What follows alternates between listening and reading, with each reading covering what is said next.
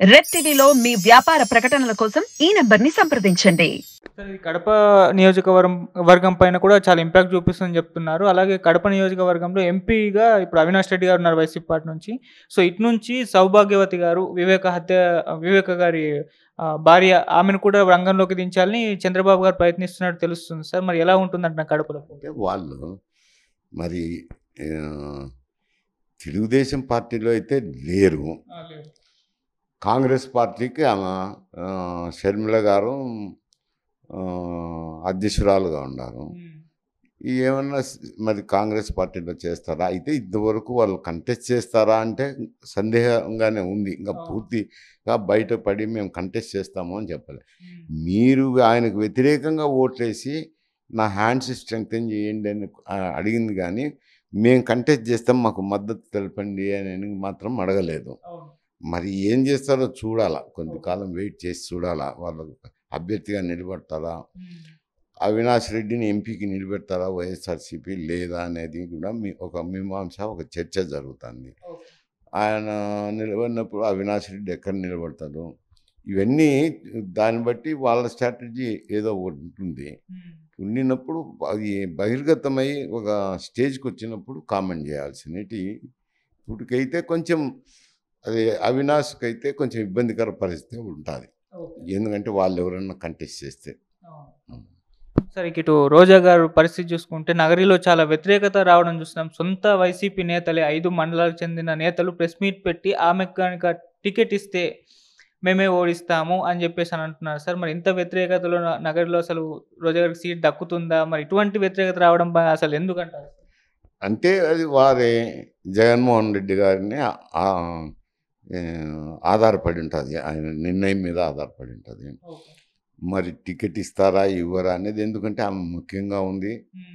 తర్వాత ఏ విషయం వచ్చినా కానీ ఆమె ముందుండి మాట్లాడుతుంది. మరి అటువంటి వ్యక్తికి టికెట్ ఇవ్వకుండా ఉండలేరు సామాన్యంగా. అందులో మహిళ అయింది ఒకటి. కాకపోతే స్థానికంగా కొంచెం వ్యతిరేకత ఉండదనేది తెలుసు మాకు కూడా ఆమె మీద. మరి దాన్ని ఓవర్కమ్ అయ్యి ఒక సీట్ వస్తే రాని, పోతే పోనీ టికెట్ ఇస్తాడా, లేక క్యాండిడేట్ ఏమైనా మారుస్తాడా అనేది అది వైఎస్ఆర్సీపీ నాయకుడి మీద ఆధారపడి ఉంటుంది. దాన్ని బట్టి ఉంటుంది. కొంత వ్యతిరేకత అయితే ఉందనేది తెలుసు. సార్, జగన్ గారు ఎలాగో ఇన్ఛార్జీలు మారుస్తున్నారు కాబట్టి మరి రోజా గారికి నగర్లో కాకుండా వేరే ఎక్కడైనా ఇస్తే గెలిచే అవకాశం ఏమన్నా కనిపిస్తుందా? అది టీచర్ల బదిలీలు చేసినట్టుంటుంది. టికెట్లు ఇవ్వటం అంటే టీచర్ల బదిలీలు కాదు కదా, ఉద్యోగస్తుల బదిలీలు అనుకోండి. టీచర్లు కానీ ఉద్యోగస్తుల బదిలీ, ఏదో ఈ స్థానంలో కాకుండా ఆ స్థానంకు మారుస్తుంటారు. ఇక్కడ ఒక చోట పని చేయాలి కాబట్టి చేస్తుంటారు, అది వేరు. రాజకీయ నాయకులు స్థానిక శాసనసభ్యుడిగా నిలబడాలంటే కొంచెం నియోజకవర్గము, స్వస్థలం చూస్తారు, ఇవన్నీ ఉంటాయి కదా. కొంత పలుకుబడి ఉంటేనే ఎవరికైనా ఏ పార్టీ టికెట్ అయినా లభ్యమయ్యేది. వీటన్నిటి ఆధారంగా ఇస్తారు. కానీ ఈ నియోజకవర్గంలో పేరు అసంతృప్తి ఉంది కాబట్టి ఇంకొక నియోజకవర్గం మారుస్తాము అని అంటే బదిలీలు కాదు కదా, ఉద్యోగస్తులు కాదు కదా. మరి అది అంత స్వచ్ఛంగా కనపడదు సార్. అంటే రోజా గారు గెలిచిన 2 సార్లు కూడా తక్కువ మార్జిన్లో గెలిచారు. ఒకసారి 2000 సీట్లు, ఒకసారి 800 సీట్లతో గెలిచారు. మరి ఈసారి ఇంత వ్యతిరేకతలో ఆమె కనుక సీట్ ఇస్తే అసలు గెలిచే అవకాశం కూడా కనబడట్లేదని కూడా చెప్పడం చూస్తున్నాం. మరి జగన్ గారేమో గెలుపు గుర్రాలకే ఇస్తాం అవకాశాలు అంటున్నారు. మరి రోజా గారి పరిస్థితి అదే నేను చెప్తాను కదా. మరి ఆమె రోజా గారి మీద కొంచెం నగరిలో వ్యతిరేకత ఉండదనేది తెలుసు. ఎందుకంటే కొందరు మిత్రులు, పాత మిత్రులు ఉన్నారు కాబట్టి అడిగినప్పుడు చెప్తాంటారు కొంచెం వ్యతిరేకత ఉంది అని. మరి ఆ వ్యతిరేకతను దృష్టిలో పెట్టుకొని సీట్ ఇస్తారా ఇవ్వరా అనేది ఇక్కడేమో ముఖ్యంగానే ఉంది. పార్టీ తరఫున, తర్వాత పార్టీ తరఫున గట్టిగా మాట్లాడడం జరుగుతుంది. పార్టీ తరఫున మాట్లాడితేనే సరిపోదు, నియోజకవర్గంలో కూడా మంచి పేరు ఉండాలా, నలుగురికి అందుబాటులో ఉండాలా, ఇవన్నీ ఉండాలి. చాలా సమస్యలు ఉన్నాయి ఇప్పుడు రాజకీయంగా. డబ్బులే కాదు, ఇతర కూడా మంచిగా చూసుకుంటాను అలా. మరి అక్కడ కొంచెం ఆమెకు గ్యాప్ వచ్చినట్టుంది ప్రజలకు అక్కడ, దానివల్ల కొంచెం చెడ్డ పేరే ఉంది. మరి టికెట్ వస్తేదో రాదో దాన్ని బట్టి మళ్ళీ అంచనా వేయచ్చు.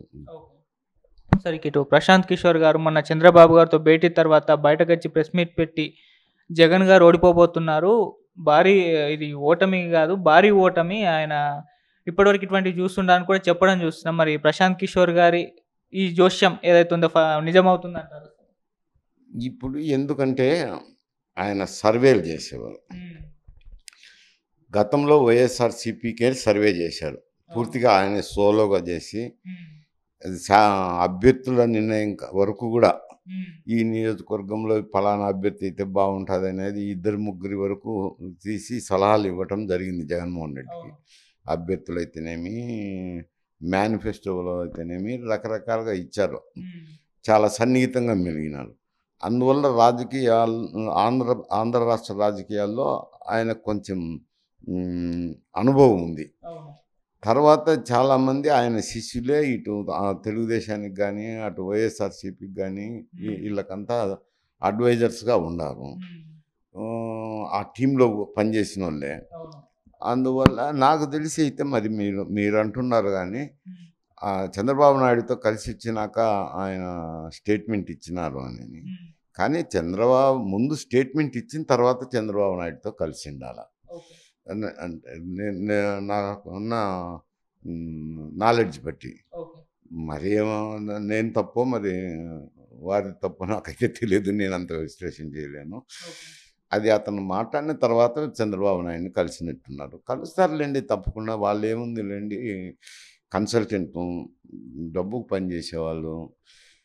సరే ముందైతే నేను ఇంకా సర్వేలు చేయను అని చెప్పి బీహార్ రాజకీయాల్లో పాల్గొంటానని పోయి పార్టీ కూడా పెట్టి తిరుగుతా అన్నాడు. మళ్ళీ ఇటీవల ఆయన శిష్యులు చాలామంది ఇక్కడ కాంగ్రెస్ పార్టీకి అయితేనేమి, కాంగ్రెస్ పార్టీకి లేరు అనుకోండి, తెలుగుదేశం పార్టీకి అయితేనేమి, వైఎస్ఆర్సీపీకి అయితేనేమి కొందరు ఆయన టీంలో పనిచేసిన వాళ్ళు పనిచేస్తున్నారు.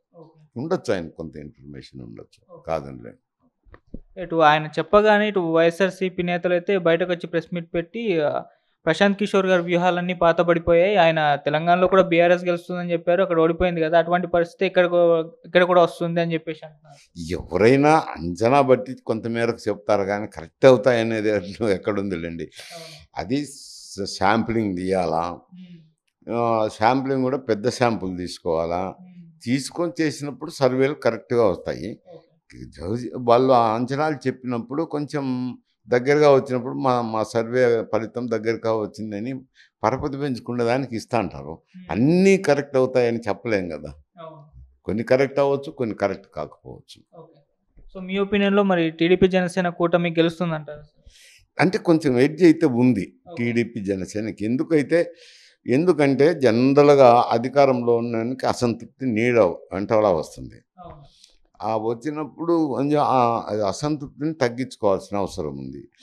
ఆయన కేవలం సంక్షేమ కార్యక్రమాలే నన్ను గట్టెక్కిస్తాయనే ధోరణిలో పోతున్నాడు. అభివృద్ధి కార్యక్రమాల గురించి పట్టించుకోలేదు. ఈ సంక్షేమ కార్యక్రమాలు పూర్తిగా ఇప్పుడు ఏమవుతుందంటే ట్యాక్స్లు అయితేనేమి, ఇవన్నీ పే చేస్తా, ధరలు అయితేనేమి, వీటన్నిటిని బట్టి ప్రజలకు కూడా తెలిసిపోయింది. ఇప్పుడు ఏం మా డబ్బులే కదా, వాళ్ళ డబ్బులేమి ప్రజల సొత్తే కదా ఇస్తాండేది అనేది కొంచెం తెలుసు. కాబట్టి ఈ సంక్షేమ పథకాల మీద పూర్తిగా ఓట్ బ్యాంక్ నిలబడడం లేదు. కొంత మేరకు ఏదో ఉంటుంది కానీ 100% అవే ఓట్లు సంపాదించుతాయని చెప్పలేదు. ఎందుకంటే ఏ రాజకీయ పార్టీ వచ్చినా సంక్షేమ పథకాలు పెడతానే ఉన్నారు. అది ఆనవాయితీ అయిపోయింది.